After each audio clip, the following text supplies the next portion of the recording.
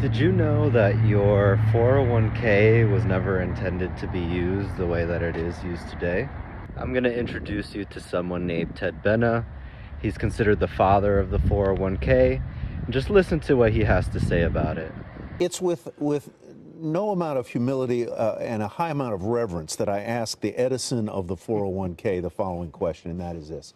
If there is a criticism of it, it has been that 401ks made it all too convenient for employers to discontinue their pension plans, their defined benefit plans, and that those defined benefit plans that covered all employees based on their salary, they would get a stipend at 65, that those plans were actually better for the employee than a 401k. When you hear that criticism, what do you feel? There isn't a fast answer to it. I started in that side. Oh, we got of all the day. business. Okay. I started in that side of the business. Yeah. And a little while ago, you mentioned ERISA, not before we got on the air here.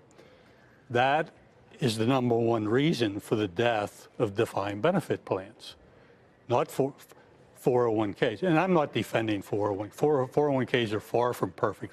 They were never intended to be what they are, okay? But ERISA, which was intended to save the pension system. What do you mean by that? That they were never intended to become what they've become, which is $15 trillion worth of assets. It's like Amazon was never intended to become what it became in a way, right? What do you mean by that? It was a fluke politically. Mm-hmm. The legislation here wasn't because some member of Congress said, hey, why don't we set up this great retirement program to help people save for retirement? It was enacted for what were known as cash-deferred, employer-funded profit-sharing plans. That was the reason for it. That legislation was passed in the fall of 1978, had a delayed effective date of January 1980.